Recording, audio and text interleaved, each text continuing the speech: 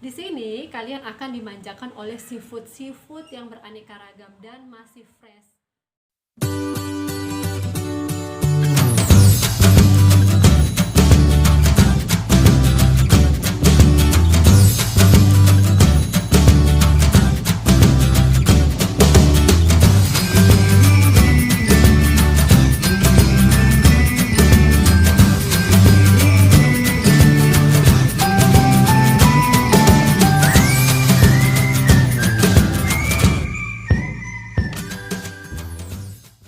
Hai, welcome back to my YouTube channel. Terima kasih buat teman-teman yang sudah support YouTube channelnya Madam dengan cara mensubscribe, like, dan komen. Terima kasih. Di video kali ini Madam akan membagikan informasi penting buat teman-teman yang ingin berkunjung ke Gorontalo. Transportasi apa, pesawat apa, penginapannya bagaimana, transportasi umum, makanan, penginapan, dan uang saku.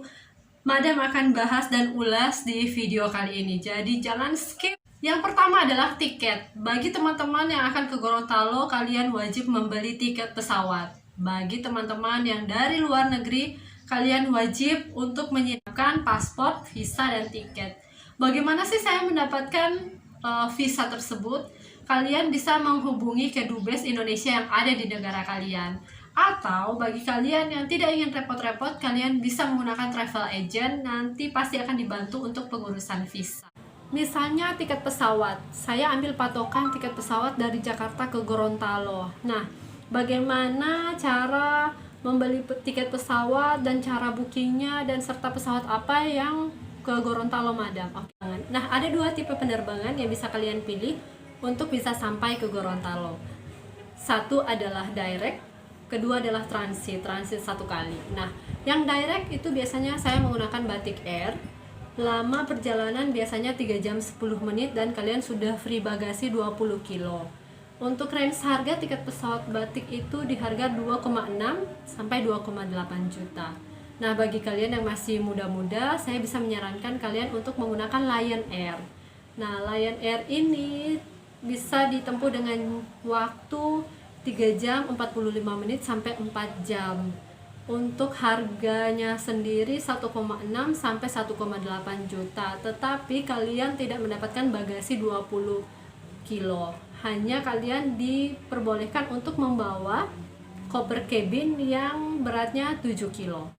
Sekali lagi Madam informasikan, Madam tidak disponsori oleh maskapai-maskapai yang Madam sebutkan ini. Madam menyarankan buat teman-teman memilih satu kali transit saja. Kenapa? Karena jangan memilih yang 2 kali sampai 3 kali transit karena harganya begitu mahal, lalu lama perjalanannya sangat membosankan. Pasti kalian sudah landing di Gorontalo sangat capek.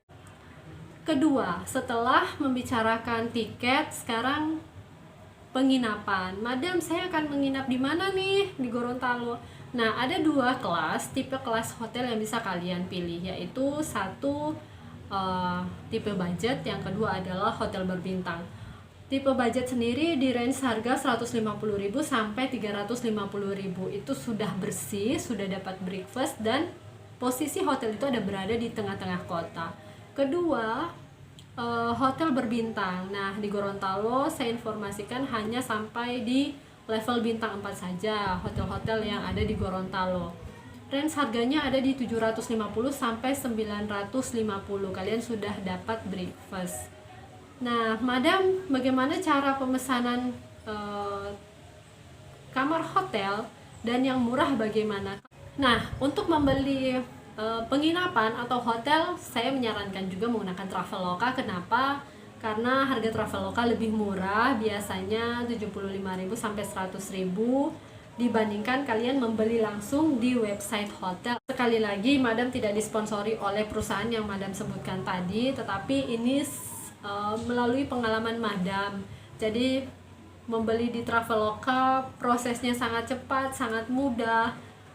Pengajuan untuk pindah tanggal maupun refund juga sangat mudah dan sangat dilayani dengan cepat. Ada tips yang akan Madam bagikan bila kalian membeli penginapan atau hotel melalui Traveloka. Biasanya di Traveloka akan memberikan kalian dua pilihan harga, yaitu kamar hotel dengan breakfast dan tanpa breakfast. Biasanya tanpa breakfast itu harganya lebih di bawah dibandingkan dengan harga breakfast. Kedua, kalian bila memesan kamar, kalian harus memperhatikan bahwa kalian akan memesan kamar yang smoking room atau no smoking. Karena biasanya begini, kita sering lupa. Pada saat pemesanan kamar melalui website Traveloka, kita memesannya no smoking. Tetapi pada saat kita sudah check-in dan kita tidak sadar kita sedang merokok, dan bila mana kita sudah keluar besoknya sementara jalan-jalan, nah petugas housekeeping akan membersihkan, dan bila mana didapati puntung rokok atau bau menyengat rokok, kalian pasti akan didenda 2 kali lipat dari harga kamar yang kalian pesan. Jadi tips-tips ini tolong diperhatikan baik-baik. Ketiga, transportasi umum di Gorontalo. Nah, kalian tidak perlu susah-susah lagi untuk memikirkan bagaimana transportasi umum di Gorontalo. Transportasi umum di Gorontalo adalah bentor alias becak motor. Bila kalian pernah ke Thailand atau ke Bangkok, di sana ada tuk-tuk. Tuk-tuk itu drivernya di depan, penumpangnya di belakang. Nah, bentor kebalikannya. Penumpang di depan, drivernya di belakang. Ya. Jadi kalian tidak perlu khawatir, kalian perlu hanya mendownload aplikasi Gojek dan kalian bisa memesan bentor tersebut melalui aplikasi Gojek, karena Gojek sudah bekerja sama dengan driver-driver bentor yang ada di Gorontalo. Jadi harganya lebih murah dibandingkan kalau kalian naik bentor konvensional. Kalau kalian ingin naik mobil bila kepanasan dan tidak suka panas, ya kalian bisa menggunakan Grab. Grab Indonesia juga sudah bekerja sama dengan beberapa pengguna mobil-mobil yang ada di Gorontalo. Madam, apakah di Gorontalo memiliki transportasi bus seperti di Jakarta yang ada Transjakarta? Sayang sekali, karena ini kota kecil di Gorontalo, jadi bus itu hanya dikhususkan antar provinsi saja. Misalnya dari Gorontalo ke Manado, Gorontalo ke Palu, atau Gorontalo ke Makassar. Apakah di Gorontalo free internet, Madam? Sayang sekali di sini belum ada free internet. Jadi kalian harus membawa portable wifi, atau tidak kalian harus menggunakan provider telekomunikasi yang menunjang untuk internet kalian. Nah, provider apa yang menunjang komunikasi di Gorontalo, Madam? Sekali lagi, saya tidak disponsori oleh perusahaan yang akan saya sebutkan ini, tetapi ini yang biasa kami pakai di Gorontalo, yaitu Telkomsel dan Tri. Dua provider ini sangat cepat bila mana kalian mau internetan atau mau live stream. Keempat, makanan. Ya, makanan di Gorontalo berapa sih, Madam? Berapa per porsi? Berapa untuk porsi satu orang? Oke, saya akan kasih range harga 15.000 sampai 25.000. Itu range makanan warteg yang sudah enak dan bikin kenyang. Tetapi ada juga kalau kalian ingin makan makanan seafood dengan hamparan laut dan aroma laut yang begitu kuat dan begitu menyenangkan, kalian harus merogoh kocek 80.000 sampai ya 175.000 lah. Tapi jangan salah teman-teman, bila kalian mau makan seafood, itu ukuran seafoodnya bisa untuk 2 orang makan. Di sini kalian akan dimanjakan oleh seafood yang beraneka ragam dan masih fresh. Jadi para nelayan yang selesai menangkap ikan, hasil tangkapan itu akan dijual langsung kepada pemilik-pemilik restoran yang ada di kota Gorontalo. Jadi sangat fresh sekali ikan-ikan yang akan kalian makan nantinya di Gorontalo. Kelima, Madam, berapa uang saku yang harus saya bawa untuk ke Gorontalo? Wow, ini pertanyaan yang rada-rada susah untuk saya jawab. Kenapa? Karena ini masing-masing ekonomi seseorang itu kan berbeda-beda.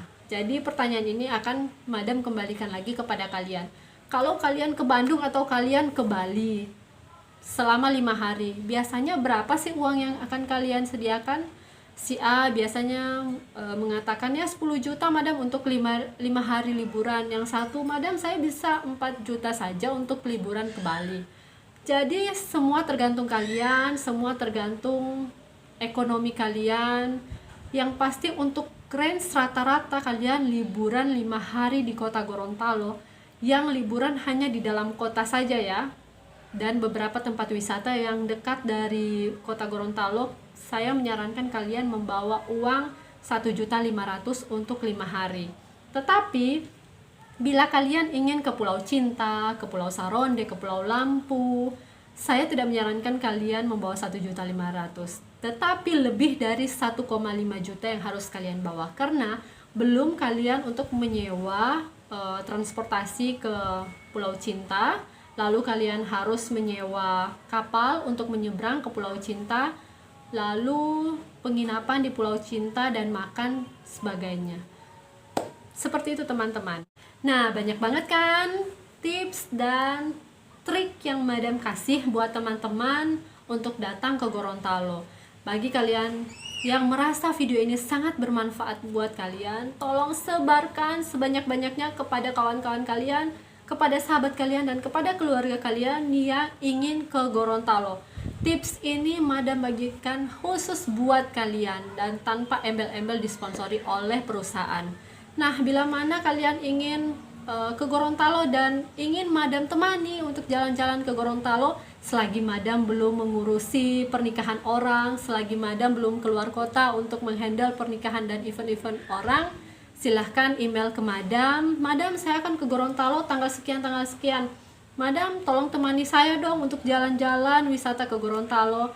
Siap, selagi Madam punya waktu free buat kalian, Madam akan temani. Oke? Sampai jumpa di video-video selanjutnya. Madam berharap kalian bisa support video channel Madam dengan cara subscribe, like, dan komen. Terima kasih Madam sampaikan buat teman-teman yang sudah subscribe, like, dan komen. Sampai jumpa di video selanjutnya. Salam dari Timur Indonesia.